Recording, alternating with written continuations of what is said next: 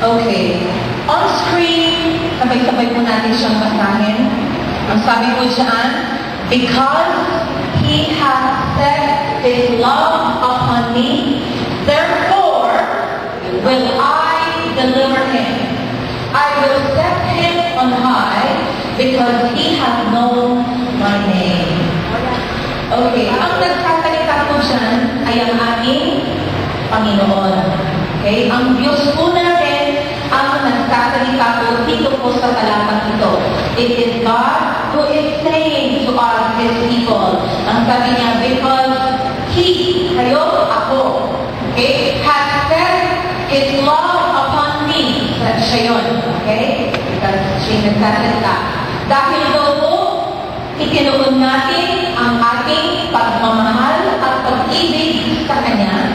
Okay? Ano sabi niya?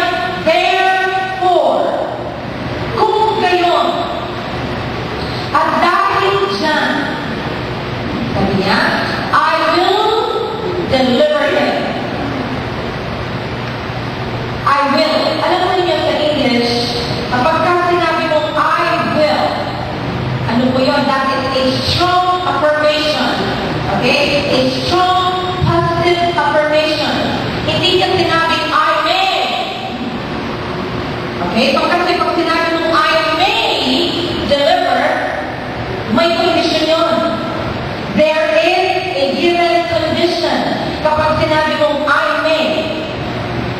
Okay? So sabi niya, therefore will I will. Hindi niya sinabing, therefore I may. Kasi pwede mong sabihin niya, depende. Kasi minsan kaya gano'n, di ba? Pwede ko ba siyang tulungan? Ang sagot natin, depende. Anong klaseng tulong ang hinihingi niya? Depende. Hindi yan. Depende. Depende. But God, walang gano'n. Ang sabi niya, therefore, I will deliver him. Because, that is because, we have set our love upon him. Okay? So, who loves the Lord here? Say, yung totoo. Yung totoo. Yung unconditional. Yung, ano tayo? Hindi ko na lang yan. Yan. Hindi ka. Yes, thank you. Thank you. Okay, sabi niya, therefore will I deliver him because he has set his love on me. And look at this. Sabi niya, I will. Ano naman? Sabi niya, I will set him on high. Itataas ko siya. Ito po, bakit po? Because he has known my name. Because he has known my name. Dahil kilala niya ako. Dahil nakikilala niya ang aking pangalan sa kung gayon, sabi niya, itataas ko siya. Saan? Itataas po niya tayo sa itaas ng ating mga kinalalagan. So kung ano man po yung mga kalalagayan po natin ngayon, ano man po yung mga nararanasan po natin ngayon, ang sinabi niya, dahil nakikilala niya ang kanyang pangalan, the Lord will. Hindi natin niya sinabi, I may. Hindi po eh. So this are the basics. At sabi niya, because you have known my name. Because we have known His name. He will come. According to what we know about His name. So, it's just a matter of how do we know His name. What do we know about this name? Last week po na pag-usapan po natin ang mga iba't ibang pangalan po ng ating Panginoon. And I told you, who were here last Sunday? Almost. Okay. So, dahil po nakita po natin, nalaman natin that there are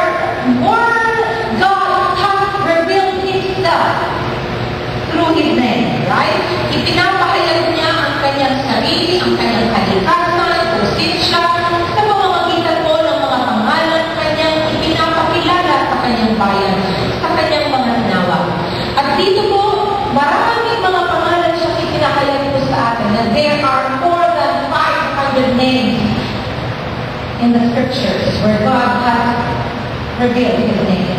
More than 500. Sabi ko nga po sa kapatid nyo, there are only 365 days in a year. And yet, sa loob ng isang taon na yun, tumigil pa sa 365 ang pagpapakilala ng Diyos sa kanyang bayan. Because He revealed Himself in more than 400 or 500 names. Ibig sabihin, ganoon po siya katapat. He is more than enough. And sa bawat araw na dumarating sa ating pong mga buhay, meron siyang bagong kapahayagan kung sino siya. Hindi pwedeng matapos tayo sa iisang kaalaman lamang tungkol sa Kanya. It will never be na ang pagpapakilala niya sa atin nagsimula sa pagiging isang tagapagligtas, matatapos sa isang tagapagligtas. Araw-araw Kanya pong ipinapakilala ang Kanyang sarili sa iba't ibang paraan. Sa iba't ibang paraan. Paikwento ko lang ito. We were talking about the sovereignty of God, the sovereignty of God last time. And ito po ay isa sa mga talagang tungkol po sa akin Ang sabi po natin sa sovereignty ng Panginoon, ang lahat ng bagay ay galing sa Kanya, sa pamamagitan niya, at lahat ay para sa Kanya. So ganyan po ang title. That is the title of our relationship with God. How God reveals Himself. Ang lahat ng nangyayari sa atin, please, let this be known to us, in our hearts and in our spirit. Everything. If you are a son of God, if you have a faith in God, if you have a personal relationship with God, if you are living in this world with a relationship with God, ilang po kondisyon doon? If you have a relationship with God, kung tayo po ay mayroong matigas, matapat na ugnayan, relasyon sa Diyos, and if you know Him at yun itong pagpapakilala niya sa inyo at sa atin, that relationship will be governed by His sovereignty. Hindi mo ako matitinan sapagkat alam ko may ugnayan ako sa Diyos, may relasyon ako sa Kanya. At sa relasyon ito, sa relasyon na ito na ako at ang Diyos, kayo at ang Diyos, tayo po'y napapamahalaan ng Kanyang kapamahalaan. We are governed by His sovereignty. So meaning, walang nangyayari sa buhay ko at sa buhay mo na hindi po niya ina-approve. It comes to you because it is His approval. It came from His sovereign will. It came from Him, through Him, and for Him. Ang sitwasyon na yan para sa Diyos. The end of this situation will always be for Him. For Him and for our God. Sa kasalukuyan, dahil dumadaan ka doon sa true, maaari hindi natin yun nakikita. Maaari ng maraming tanong pa rin, ito, bakit? Ano ito na kini? Eh, kung hindi dyan yung mangyayari, hindi ko naiintindihan ang mga nangyayari. Ano ang problema? Ano ang nangyayari? Lord, ano to, Lord? Dahil tayo po'y dumadaan doon sa proseso. Sa proseso ng pagpapakilala niya sa iyo. At this time, you have to know, Lord, what do you want me to know? What do you want me to know here? Sovereignty. December po, of last year, may lumapit po isang couple sa akin. Sabi niya, can you arrange a wedding for us? Sabi ko, okay, kailan yan? Sabi niya, July. Okay, so anong klaseng wedding ang gagawin natin? Sabi ko, meron ako pa tayong naiisip na thing, ganyan. Ang sabi niya, I just want an outdoor wedding. So nagsusulat akong ganyan, outdoor. Okay. July ini, ako pa rin. July ini, masakit man outdoor.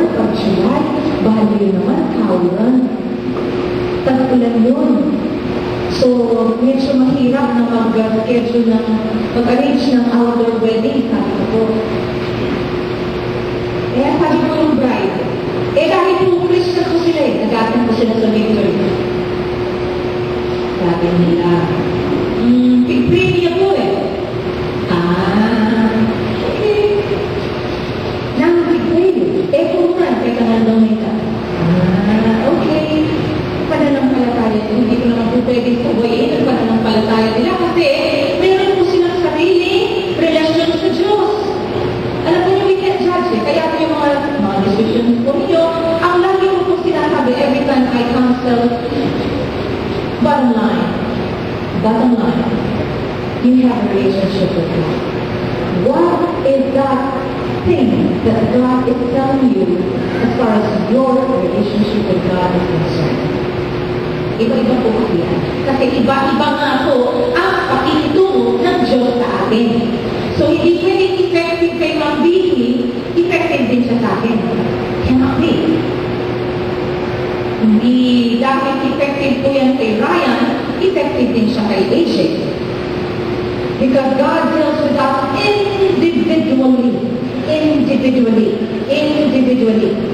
So we can't compare notes.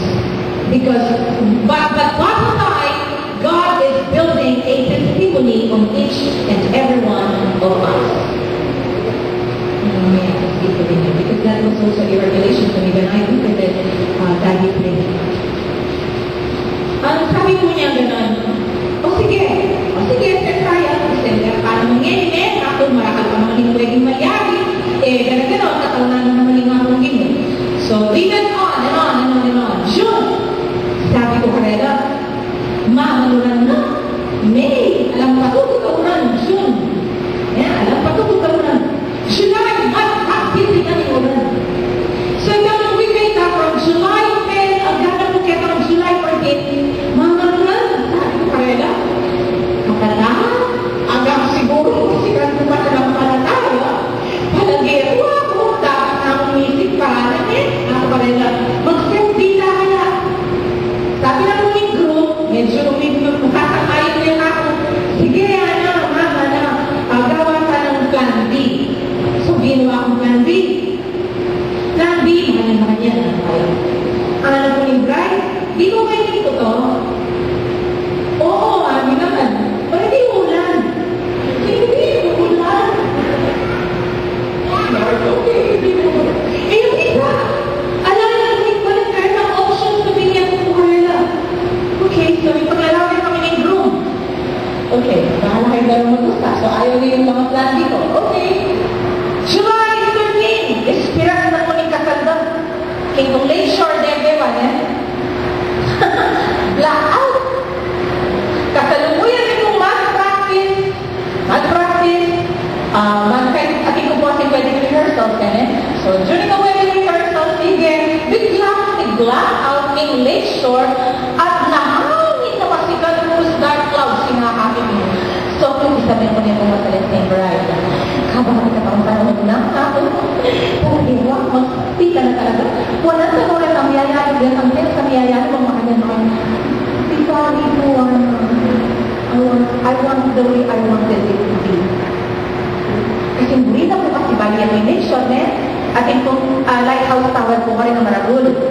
Ito po wedding na kasi siya po katanawasan ng promenade Lakeview. In outdoor wedding na kasi sineto nitang tent. Lighthouse tent na air condition. At wala pong tent din, itang Maragul po ng malaki na aircon. So ito po reception dati niya pong aircon.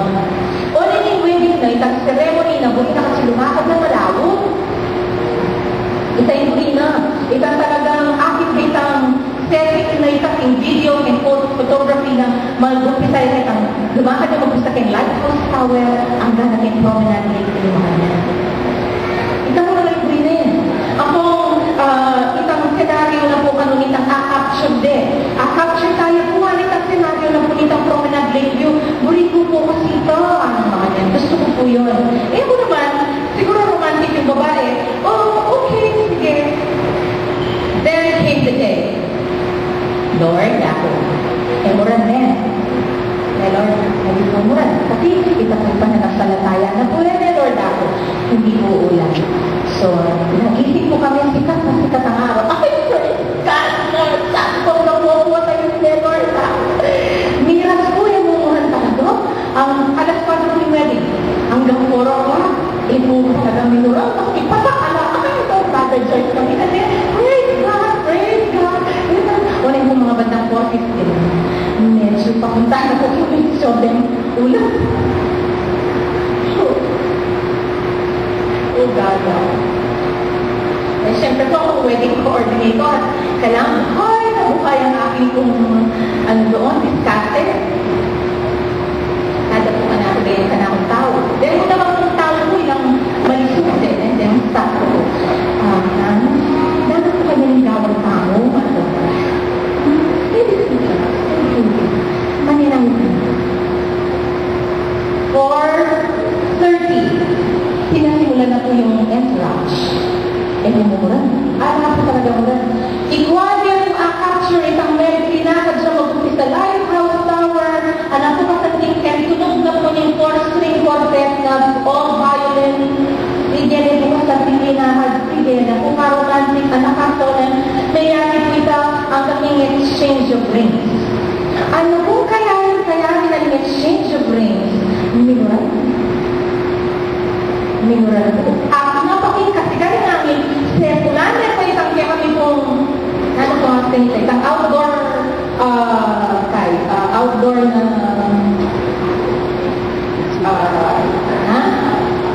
outdoor art. Sepulan po kami namin. But you know what? Minuran. Impana lang ini, muran. Pero, minuran. But look what God did. Alam po ba ninyo yung parang ang mga tao orchestrated na man sabihan karela, yung my staff were heavy, looking for umbrellas, kasi kailangan pa yung mandala ng mga yan. So I told them na, just look, get the umbrella, and then ako nang para. Alam niyo po yung tingin ko lang sa string quartet, tingin ko doon sa PA system, bago talaga yung ginawa dati, kung tukang sinunod na talaga kami, kahadlik na talagang may tanong minod na pasibay kita pong air content. And the people, the guests, no murmuring. Ano tuking ka ka, hindi kang dalang tuto ka lang linong kinten at sabihin na dalawang linong lo at yung pwede kong ipatuloy a very solemn inside the tent. And it was so orderly. Balong ko balo na lukluk ko, alam mo yun, in a wedding ko kasi when I do coordination, including po yung driver ko ng mga staff ko na receiving of guests, kasama ko kasi yan So, ang alam ko nila, receiving of guests, dito ang pato, ganyan, ganito na. Ng pamilyari ka. Lahat po nun, wala. Wipe out lahat yun. But you know, as we have designed it and directed it, it happened. Na ipalang mo, in-order yung tuturo ka rin ang buhay ng mundo. And I was just surprised na,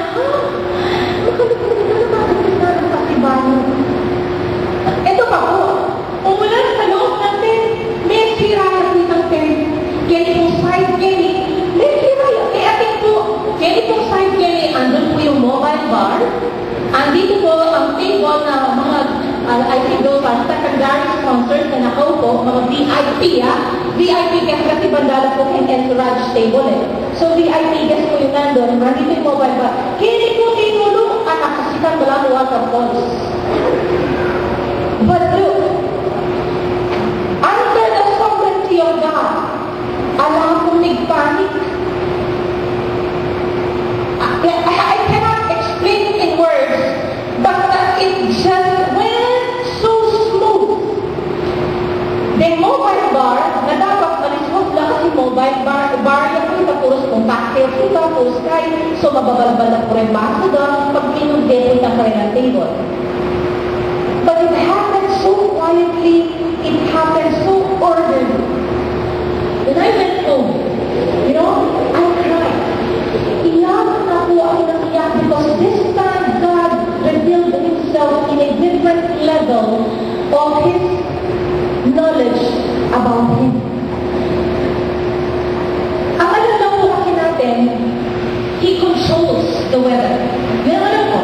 Lord, kasi habang nandyan kami ka rin natin panalangin ko, Lord, sabi ako naman ni Bano ko, you are the God of this universe. You own the sky. You own the clouds. You own the air, Lord. The rain, they all come from you. Lord, kumahan na yung panalangin ko You will command this weather, Lord, as you have done it in the New Testament, Lord. You will do it, Lord Jesus. This time you will do it. Makanya na ako ngayon, magiging na ako po. Luminulan pa rin. Did God answer me? Sabi ko, I guess yes. You know why? Bakit? Sabi nga ni Lord, why? What is the end of this wedding, Alice? What do you want? I just want a happy wedding, Lord. I want my clients to be happy. Okay. Immediately po after that wedding, I asked my daughter to flash to yung pong mga kinuhanan niya ng picture. Ilong ko agad kayo yung laptop, sabi ko kaya. So, which she did. Alam ko ninyo, you know why I also cried? Because doon po sa mga pictures na yon, I only saw one thing. Happy couple. Happy couple. From picture 1 down to the last peg of that photo file, ala kong makabusangon, ala kong makamingwi, wala. They were all happy, including the entourage. And God said, my sovereignty exceeds beyond the weather. I can control the hearts. If God cannot control the situation, which He can, by the way, which He can, if He wants, God can control the situation if that is His plan. But that is not His plan. His plan where He will be more glorified. And in that day, He was more glorified when He controlled the hearts.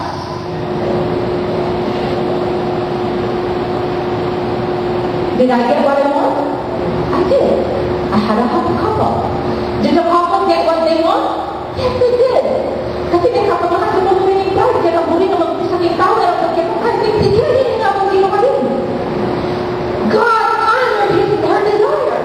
May kapamahan niya. May requirement siya. Kaya ba prominent leave you? O siguro sabi na ni Lord, o suna. Dari na Ingkeni naman.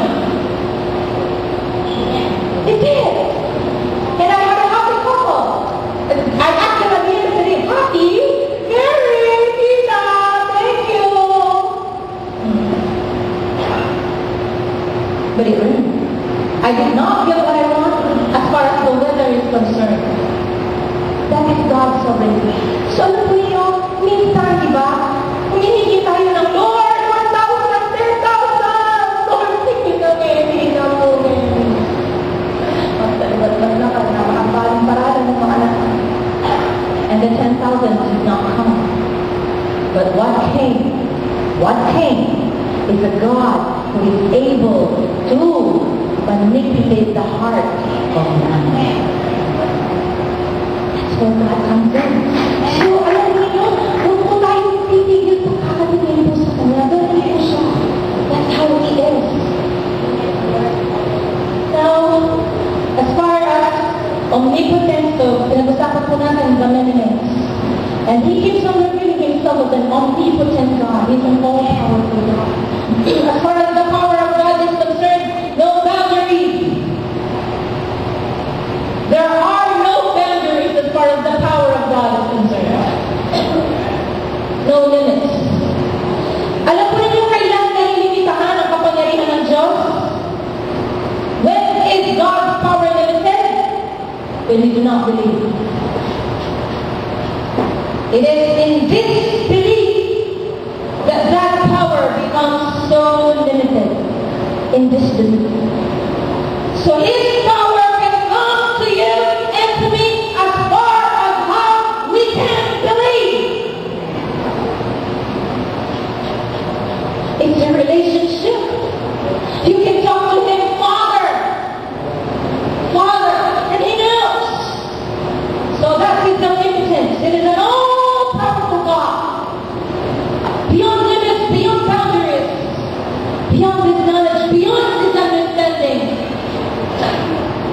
omniscient, all-knowing. I'm like Him when He is so omniscient in my life. All-knowing. Alam niyo po yung omniscience niya? It transcends beyond what this mind can see. Tayo, ang alam lang natin yung nakikita natin. Diba? Di ba alam mo? Si Mami, nakawad, nakastrat. Kasi nang alam mo. Dahil yan lang ang nakikita ko sa kanya. Ang alam ko, panganay ko, hanggang ngayon, wala pa. Text na ako ng text, call na ako ng Pilipinas, sinasagot. First time na ginawa niya, hindi siya nagpaalam. Ayan, nakapagpapit na siya.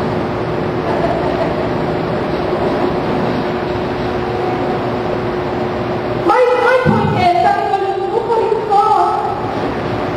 Anak, just text where you are, and I'll be free from worry. Eh, kailangan mo. Wow, Lord. Ika ba, Tuhan na bala? Pag-preach ko.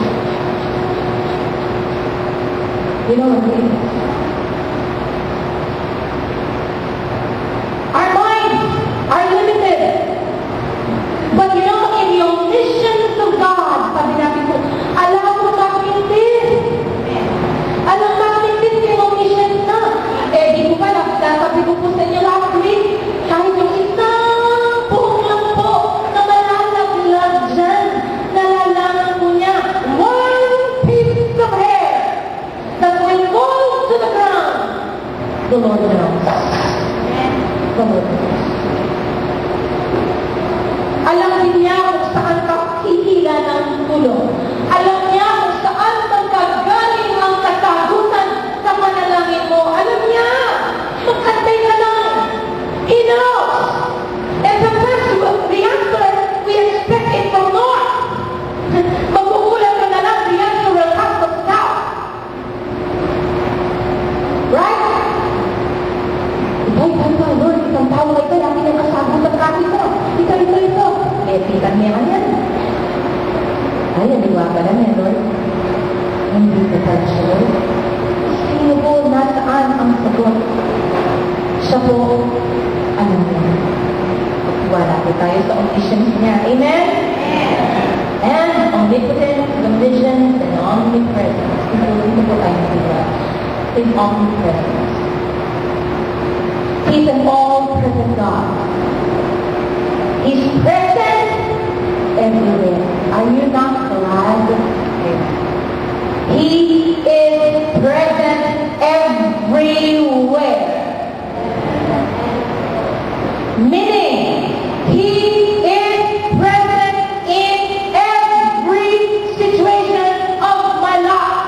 Hindi natin pwedeng sabihin sa Kanya, nasaan ka, Lord? Nasaan ka dito, Panginoon? Eh, di ang dito, I'm here. He is an all-present God. He is everywhere. He is anywhere. He is no take, no miss. Walang hindi. Walang hindi. Anong sabi niya? His eyes run to and fro. That is His omnipresence. He is up there, exalted on His throne, and His eyes roam from here and there, to and fro. He does not sleep. He does not sleep, because He is God. Alam niya, at nasa iyo siya, because He is God. Because He is God. And let us allow Him to be God in our lives.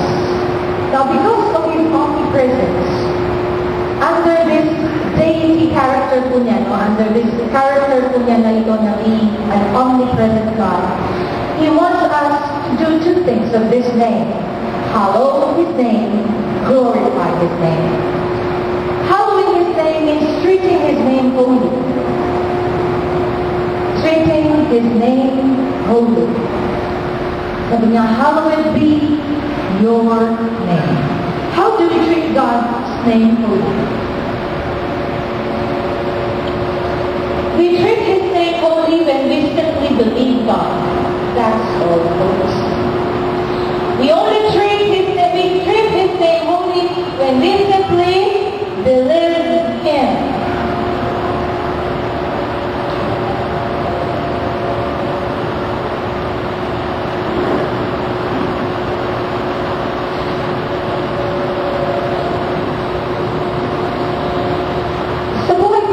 Natatandaan niyo po ba kailan po siya nagpintis sa Diyos? In the book of Exodus. Yes, very good to do that. God told Moses, anong utos ng Diyos? Speak to the rock. Moses. Kasi po, nasa wilderness na sila, so wala nang mainom ang bansang Israel. So the Israelites, as usual, they murmur, they grumble, they complain. Wala nang complain! And as a good leader, he went to the Lord. Nasa attitude. Look at Moses. Look at Moses. When the people grumbled and complained, what did he do? Very good, diba? He went to God. Dapat ganun tayo. Pagka may mga problema, immediately you run to God. Immediately you run to God and ask, Lord, what? And God said, speak to the rock. Okay. Siguro nila ko yung pasensya, nagawa na. Ispat niya po. Hinampas niya ang bato. And, God being faithful. God being faithful, the water came. Pero, pinalampas mo ba ng Diyos si Moses? Hindi. Anong sabi ng Diyos kay Moses? Moses, kailangan mo, di ba? Sabi ko kaya ka, sabihan niya. And then, hinampas niya. The water comes, but so that the negative implication of Moses' disobedience to the voice of God. Ang sabi niya, because, look at it, see, in Numbers, flash on, that's in Numbers 20, verse 12. Numbers 20, 12. It is about God that we treat God holy. Do not make His name unholy by disbelieving God and making Him a liar. Sabi ko nga po sa inyo last Sunday, every time that we disbelieve God, we just call Him a liar. Anong sabi niya? Number 20:12. Ayan po. Sige po. Please read. Do me a favor. Kayo na po magbasa. And the Lord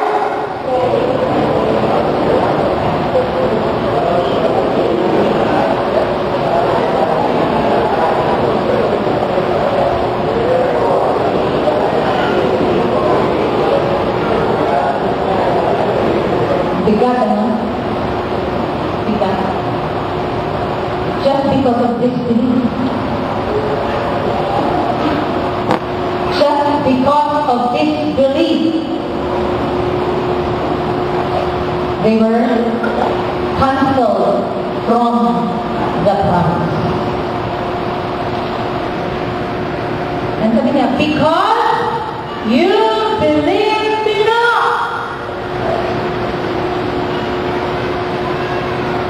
Kaya po, para maiwasan natin yun, so we may be able to treat His name holy, we just have to believe.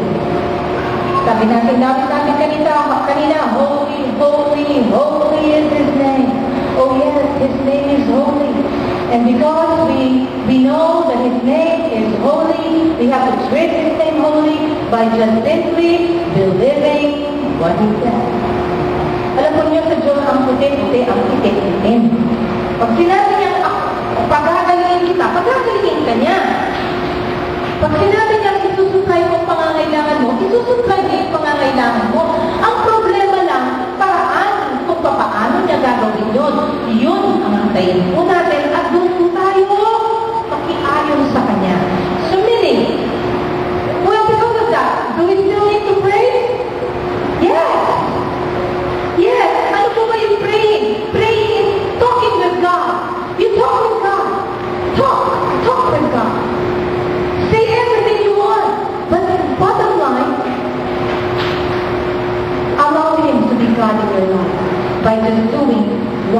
He wills in your life. 5 minutes and I'm done.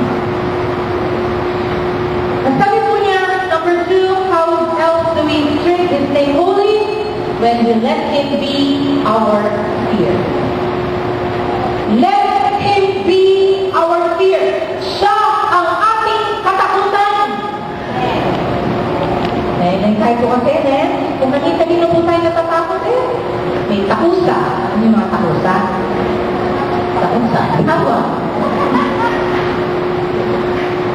Takot sa nanay. Takot sa tatay. Takot sa boss. Takot kay Loy-Loy. Takot kung kanina takot sa mga maniningin. Diba, Nen? Takot sa credit bill. Pero ang Diyos, take it for granted. I'm sorry. And He feels sorry about that. We usually take Him for granted. Last option. Bakit hindi mo natin siya gawing first option?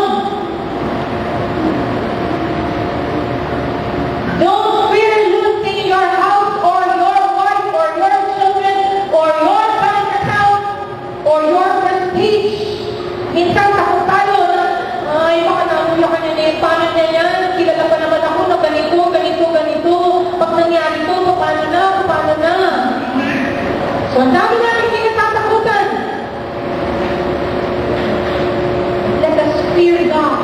Katakutan po natin ang ating Diyos. Personal to Him.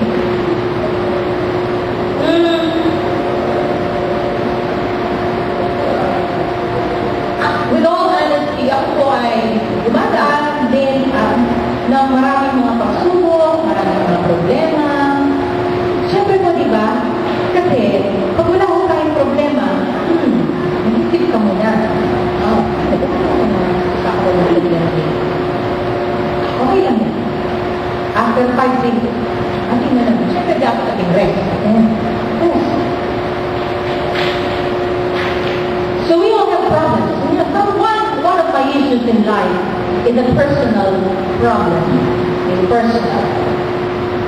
Alam po ninyo, minsan, sa mga buhay po natin, dumarating po tayo sa mga puntong hindi natin kayang nang yakapin ang mga dumarating na problema sa ating mga buhay, and we are tempted to just, do something bad, right? And I am to God, sabi ko, Lord, kung yaman na itong paten.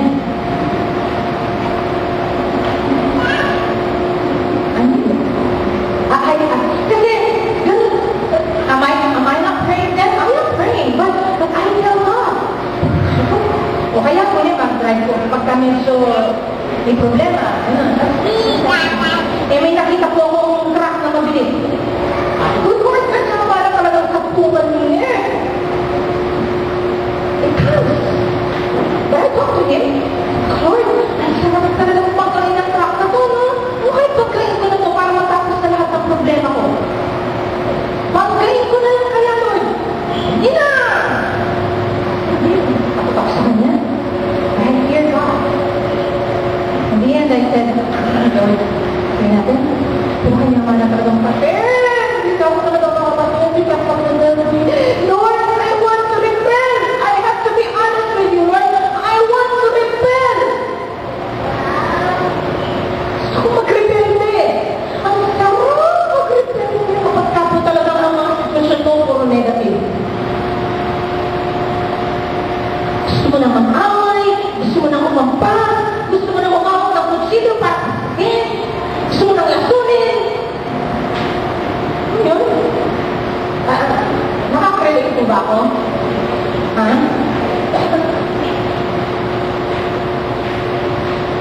If not of the fear of God, it would have been done.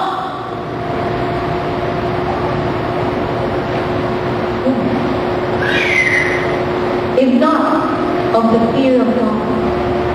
Pero alam mo po, I am motivated by that fear. I am motivated by that fear.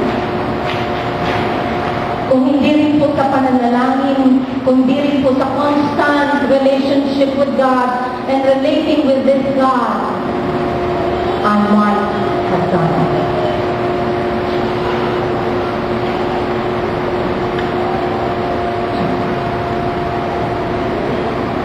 There are many oppositions to the will of God. Marami po yan. Mga oppositions sa kalooban ng Panginoon. Darating po yan. You know that this is the will of God in your life, and yet there are so many oppositions. But you know, sa trabaho naman po, wala na po ako work sa corporate. I have my own. Pero alam po ninyo, in my relationship with God, kung meron, meron. Kung wala, wala. Sabi ko sa kanya, sige Lord, so kung ano po yung darating sa akin, kukunin ko. Pagka po makikipag-meet ako, makikipag-negotiate ako, pag ito po ay nag-prosper, iyo yan. Pag hindi po, i-abort po ninyo, iyan sa inyo. Nagigil po ako, tumawag sila. Sabi nila sa Smith at in Makati, New World Hotel. Sabi niya, akala ko kung ano lang po negotiation yun, ano. So pumunta po ako, Makati, New World Hotel, Makati. Aba, isa po siyang Korean violinist. Kaya po sikat siya in Korea, sikat po siya sa Taiwan. So may dala po siyang album, ang sabi niya, I need an event company that will manage all my events in the Philippines. Huh? Ano po?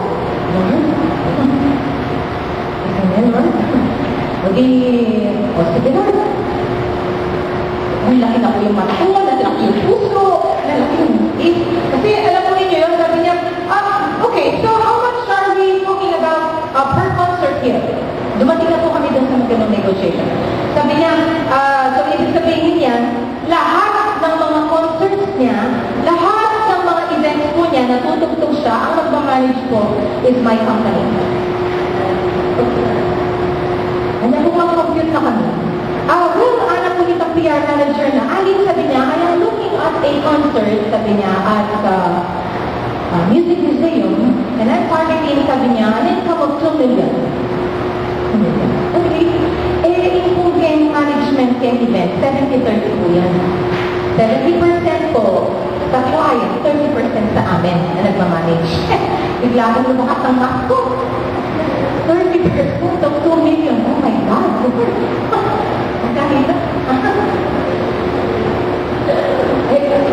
Nung po araw nito ay wala po akong nakakalkulate o nakakalkulate ko bigla. Ang 30% ng 2 million. 600,000, ha? And Alice, sabi na naman ng PR manager niya, seryoso po ito, nasa loob sa tempo kami. Andyan po yung artist, nandyan yung manager niya sa Korea and Taiwan, andyan po yung PR manager niya sa Philippines, so kami po yung kinukuha nila their official event company. Okay. And I'm looking up, sabi niya, like about 4 concerts in a year. E di may I'm sorry na ako bigla.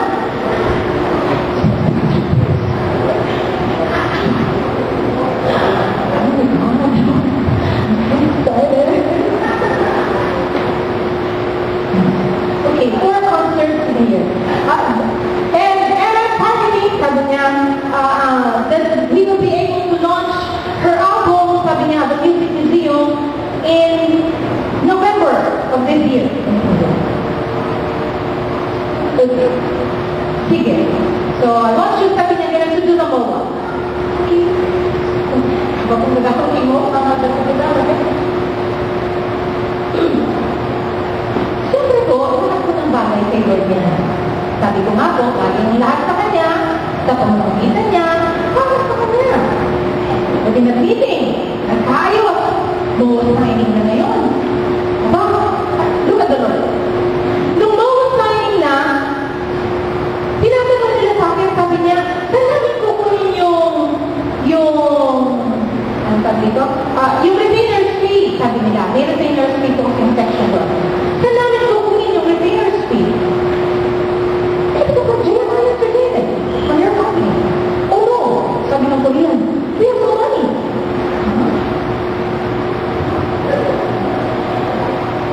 We have no money. So, what is this contract all about? Oh, I thought we have money. Oh, you know, I have no money too. I thought you would only need my services. Now you have money, I will do the services for you.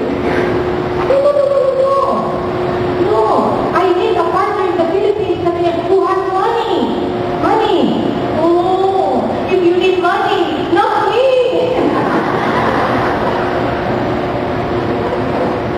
Umuwi po ako. Luhaan.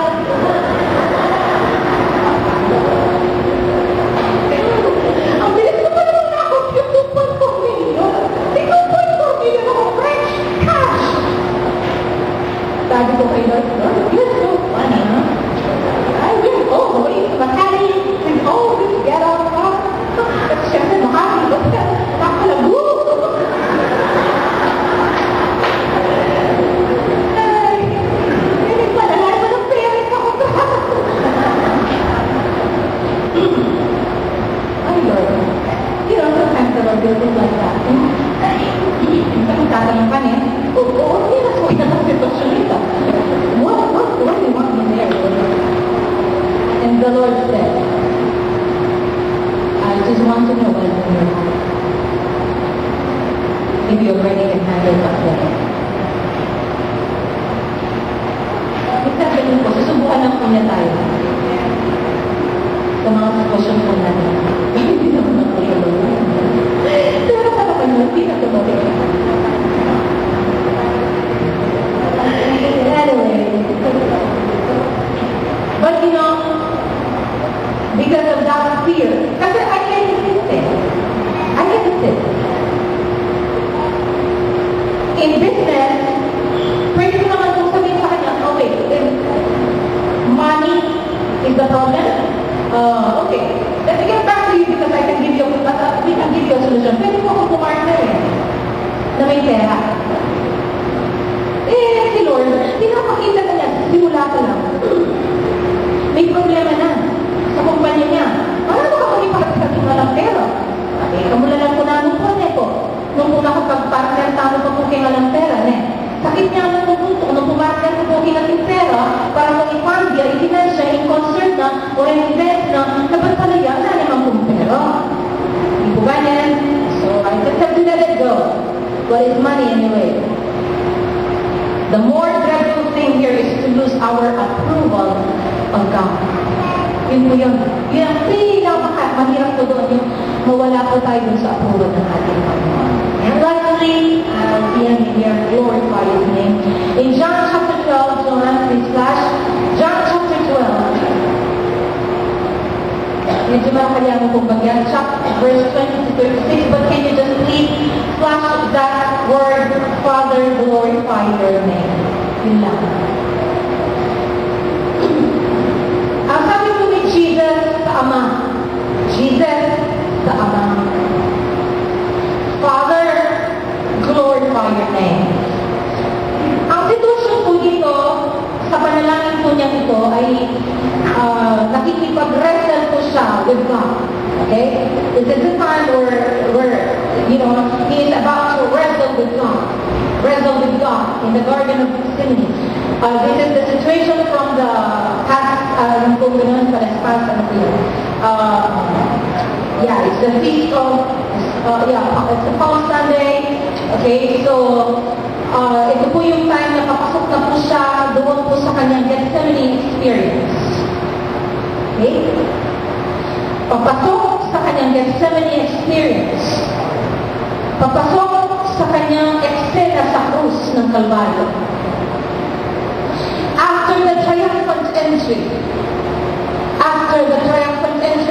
on his way to the Garden of Gethsemane, and he prayed, Father, glorify your name.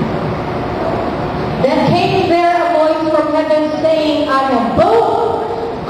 glorified it and will glorify it again. I have glorified it and will glorify it again. Which it? His name.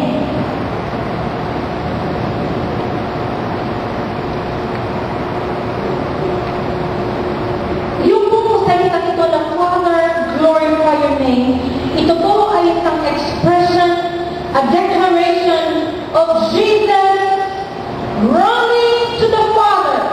Okay? Running to the Father and abandoning himself. It is an abandonment of what we want. It is an abandonment of what we desire. But we run to the Father. Imagine that one na talagang may suot ka, may suot kang knapsack, may suot kang knapsack dito, knapsack doon, may dala kang payong, lahat yan, may represents all your burdens, all your problems. And glorifying the Father is, abandoning them, leaving them behind. And then you run to the Father. That's glorifying His name. Because at this time in your life, you only see one thing. You only see one name that is able to solve your problem, and that is the name of Jesus. Diba may kanta? Oh, the name of the Lord is like a strong tower. The righteous shall run unto it and be glad. Oh, the righteous shall run unto this name, and the righteous shall be glad. Wala pong tatakbo sa pangalan ng Panginoon na uuwing disappointed. No. We will never be disappointed when we run to that name. Ano pong pangalan niya? Call unto my name, and thou shalt be saved. Lahat ng tatawag sa kanyang pangalan, Jesus, just the mention of your name, the flowers bloom, and the desert grows.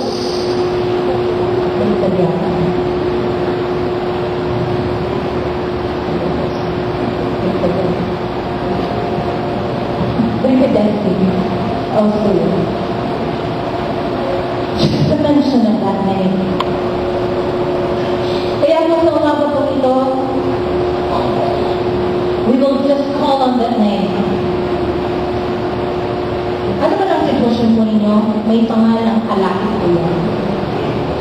And I am positive, I am confident of this name. I am confident of this name, that when this name is revealed in my life, ako po, now, the Lord is dealing with me as a sovereign God. I don't know to you. I don't know to you. But now, He is sovereign to me. He knows the way that I am now.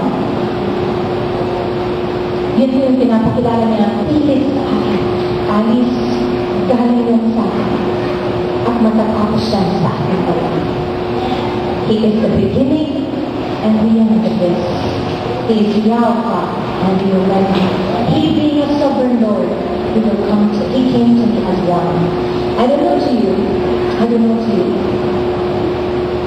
Probably one of you, He will come as a builder of a home, a restorer of faith, a savior to one, a deliverer to another, a provider to one, a healer to another.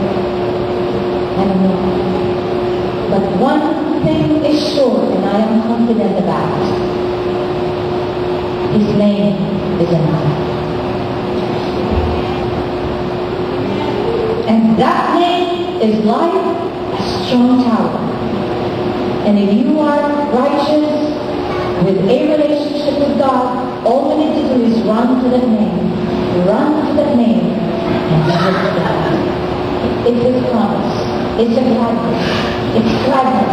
We shall be glad. We shall not be disappointed. We shall not be discouraged when you call that name. Amen? Shall we stand please and call on that name? Jesus. Itaas mo po ang Panginoon ang iyong mga anak sa kanilang mga kalagayan, sa kanilang mga sitwasyon.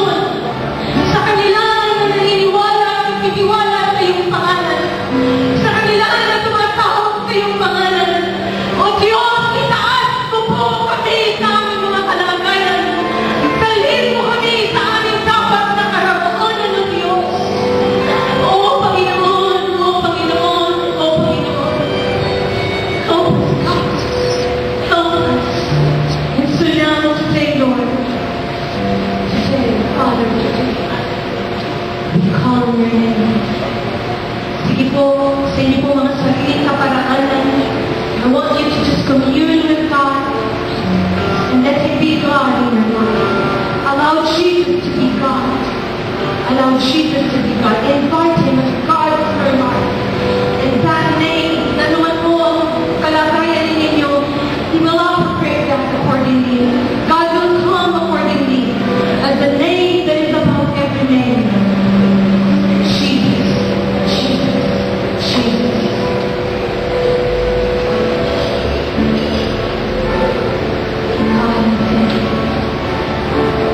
I would like also to share this while we are standing. We visited Pastor Prim yesterday. The other day, Friday. All the results of his medical examinations are all negative. And he's lying on them. But all his results are negative, right? Is I'm here? Yes. But why is he lying on them? And the Lord spoke to my heart because God is building a testimony in his life. God is coming to him as a testimony builder. Because when he rises up, he has testimonies to tell. Because he has testimonies to tell. And so I said, Dadakyan ko talaga yung Lord kaya as a testimony builder. He is just building testimonies in your life. Because why are you here when all your results are negative? Because God is building a testimony. When you rise up from God's dead,